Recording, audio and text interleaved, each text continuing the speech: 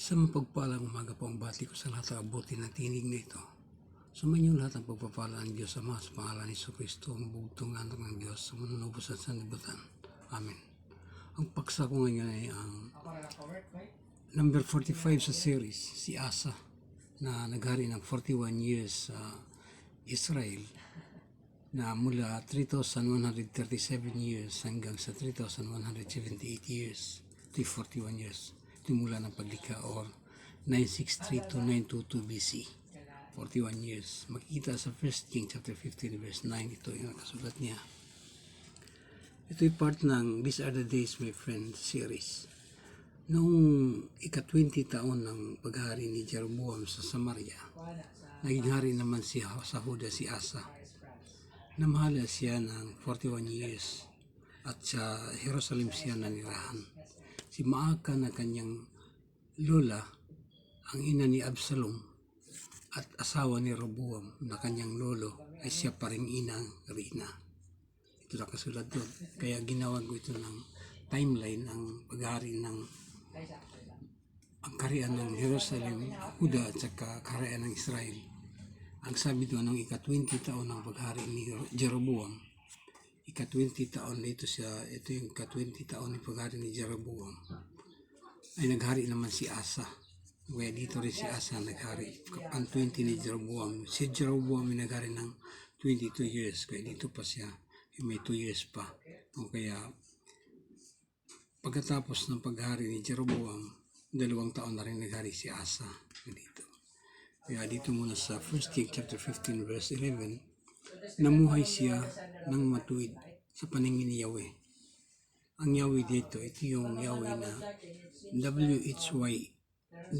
YHWH. Ito yung original na word doon sa, kasi itong Yahweh na may vowel, ito yung dinagdagan na lang para mabasa.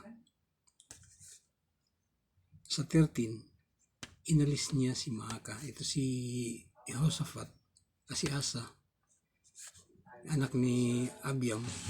Inalis niya si Maaka bilang inang Rina. Sa 15:16, chapter 15 verse 16, patuloy ang alitan ni Asa at Baasa ng Israel o Samaria. Sa 33, si Asa nung pangatlong taon ni Asa, ay siya namang naghari naman si Baasa, at si Baasa ay umabot pa ng 24 years ang kanyang paghahari. Kaya dito, kaya kinuha ko ang bilang ng mga taon sa Huda, sa Jerusalem Huda, dahil ito lang yung kompleto ang kanilang mga bilang. Ang generation sequence at ang time sequence, ito yun ang generation sequence. Ito yung mga anak lahat ni Solomon, maliban kay Atalia na anak ni Akab sa kabilang kaharian. Ito lang na iba. Ngunit nabibilang din. Dahil kahit nandiyan si Atalia, kaya para mabilang din ang kanyang mga taon, para diretso ang pagbibilang ng mga time sequences. At magmula ito ng 1019 BC or 3,081 years mula ng paglikha hanggang sa 600 BC ng first year ni King Sedekias or pag 3,500 years mula ng paglikha. Kaya ito na yung sequence niya. Dito lang ang kay Asa, ito lang yung part ni Asa sa 1 King chapter 15 verse 9 to 10, 41 years mula, ito si Asa mula 963 to 922 BC. Kaya ito naman yun ang bilang ng mga taon in BC form. Ito naman ang bilang ng mga taon ng year count mula ng paglikha. Ito naman mula ng paglikha BC form. Kaya ito muna kay Asa. Ito binigyan ko ng diin ng kay Asa dito. Ito na natapos na kay Abiam, magmula kay Solomon, kay Roboam, kay Abiam, kay Asa, para makita natin ang mga time sequences, ang generation sequence nila para mabilang ang mga taon. Ito nagmula ang kay Solomon sa 1023 BC. Nung mamatay si Haring David, ay naghari si Solomon kapalit ni David. At ang sabi doon sa 1 King chapter 11 verse 42, 40 years si Solomon ang naghari sa Jerusalem. Ngunit ang sabi sa 1 Kings chapter 6 verse 1, ang 4th year ang second month ni Solomon ay nabibilang na dito sa pag-alis nila sa Ehipto hanggang sa 4th year ang second month. Ito mula nang umalis sila sa Ehipto ng 1499 BC or 2601 years hanggang sa ang 4th year ang second month ni Solomon. Kaya ang 40 years ni Solomon, ito yung ang 40 years, 480 years ay bilang na dito ang 4 years ni Solomon. Kung kaya pag ang mula na naghari si Solomon ng 1023 minus 4 is 1019 BC. At ang 1019 ito yung babawasan ng 36 years dahil mayroon pa siyang 40 years ang kanyang paghari. So 983 BC. Dito naman nag-umpisa maghari si Roboam. Ito yun ang 983 BC. Kasabay naman ni Jeroboam. O kaya ang mga timelines na ito yun ang may idadagdag pa ako niyan sa tatapusin ko lang tong sa 1516 patuloy ang alitan ni Asa at Baasa ng Israel o Samaria. Ang mga bilang kaya dito ang pinagdiinan kong bilang sa kaharian ng Huda dahil sa magko-conflict sa kaharian ng Israel dahil maraming mga lapses ang mga records dito. O kaya hindi talaga mabibilang kung sa Israel ang pagbabasihan. Ang kasunod dito ay lalo pang mas matindi. Ito yung papakita ko lang ang kaharian ng Huda. Ito naman ay sinundan naman dito sa 480 years na given. Dahil ito ang kung basahin natin magmula ng paghari ni Solomon hanggang sa first year kay Sedekias. Magtututal ng 419 years. O kaya dito sa chapter 15 verse 24 ng First King, nang mamatay si Asa, ay hinalinan siya ni Josaphat na kanyang anak. Ng 1525, chapter 15 verse 25 ng First King, ikalawang taon ni Asa, naging hari naman ng Israel si Nadab. So ikalawang taon, dito makikita natin ang conflict. Sa ikatlong taon ni Asa, naghari si Baasa. Sa ikalawang taon ni Asa, naghari naman si Nadab sa Israel. Ito si Nadab ay anak ito ni Jeroboam. Pinatay ito ni Baasa.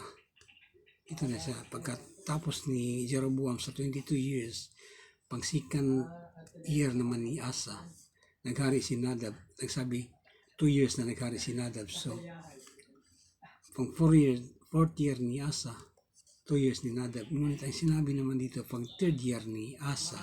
So dito lang sa pang 3rd year ni Asa, ay naghari si Baasa.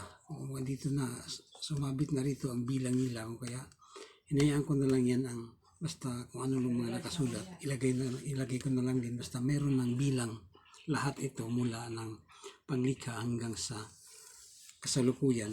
Dito nagbabase ang sa kaharian ng Huda sa mga generations ni Solomon pababa hanggang kay Sedekias hanggang sa bumalik sa generation sequence, time sequence. Kung kaya ito na dito na ako sa pangalawang taon ni Asa. Dito sa pangalawang taon ni Asa ay naghari si Nadab dito. Pangalawang taon ni Asa naghari si Nadab.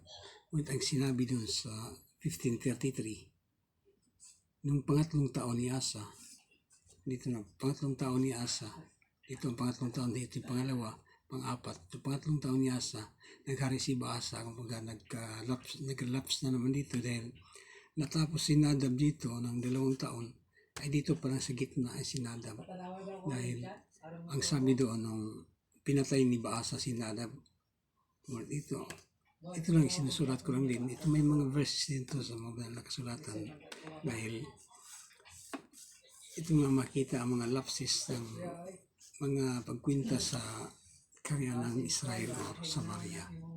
Pero ano pa man, dito na rin ito, nakasulat na rin, sinulat ko na lahat para may mga makikita ang mga references kung saan ba nagkaroon ng problema. Kung kaya ang sa kaharian ng Huda, diretso ang bilang. Ang si Asa ay naghari ng 41 years ayon dito sa 15 ng 1 King verses 9 to 10. 41 years, kung kaya po mula 963 to 922. Ito yun, itong line na ito yun ang 41 years. May 2 taon, 37 years. Kaya ito na ang topic ngayon kay Asa. Nagmula ito ng bilang noong dito sa kay Asa ng 41 years. Ang sinundan niya ay si Abiam na kanyang ama, 3 years lang. Ang sinundan niya ay lolo niya si Roboam, 17 years. At ang ama ni Roboam si Solomon, 36 years. Dahil sa ang 40 years ay bilang na doon sa nauna. Sa 480 bilang na rito ang 4 years ni Solomon sa 480 years. Na sa 1 King chapter 6 verse 1, 4th year and 2nd month ni Solomon ay bilang na rito mula nang umalis sila sa Ehipto, 480 years. Okay, ito ang third chart of generation table na ginawa ko by sequence na ito, by time sequence. Second chart of generation table by time sequence na rin. At ang first chart of generation table, the original making of original chart of generation table, ito ay binubuo ng third phase of generations mula kay Father Adam hanggang kay Father Noah, mula kay Father Shem hanggang kay Abraham, mula kay Isaac hanggang kay Moses. Nang 80 years old si Moses nung kausapin niya ang ang paraon upang ilabas ang bayang Israel sa utos ng Diyos. Okay, dito naman ang nagmula ang 1499 BC or 2601 BC. Okay, ito na ang lahat ng time sequences. Mula ng pagkamatay ni Eber, ito yung 413. Nung kamatayan ni Father Shem, magkamatay ni Eber is 40 years. Kamatayan ni Father Noah hanggang sa kamatayan ni Father Shem is 142. Nung bumaha sa daigdig hanggang sa pagkamatay ni Father Noah is 350. At nang paglikha ang tao kay Father Adam hanggang sa pagbaha sa daigdig is 1656 years. At lahat ang kanilang mga taon ay mabibilang dahil nakuha na ang generation sequence direct mula kay Father Adam, mula nang likhain ng Diyos si Father Adam hanggang kay Jacob. Direct na ito from Father, Son hanggang dating kay Jacob. At sa ginawa kong may chart of generation table na ito naman ang mga generation line tracer na magdidetermina sa kanilang mga edad sa pagdating ng bilang ng mga taon. Kung sino ang mga tao ang tumutugma dito. Lahat yan, naka-time sequence na yan mula kay Father Adam hanggang diretso sa pagbaha, hanggang sa time nila ni Arphaxad, another set of generations, hanggang din sa time ni Isaac, another set of generations, hanggang dito sa kamatayan ni Jacob sa edad na 147 sa Genesis chapter 47 verse 28. Ito lang ang nag-assure dito sa time chronology na merong 2,256 years. Hindi ito gawa-gawa ko lang na kung ano lang. Ito ay given sa kasulatan dahil given ang kanilang kapanganakan lahat. Ito ang dahilan kung bakit ibinigay ang kanilang kapanganakan, ibinigay ang kanilang kamatayan, kanilang kapanganakan dito at ang kanilang kamatayan para malaman ang time chronology mula ng paglikha hanggang sa kamatayan ni Jacob sa edad 147, 2,256. Ngunit sa kasunod dito ay ginawan ko na lang din ng computation hanggang sa pag-alis nila sa Ehipto. 80 years old si Moises. Kaya nagtututal ito ng 2601 years. Itong the whole chart of my first chart of generation table na binubuo ng third phases of generations mula kay Father Adam hanggang kay Moises.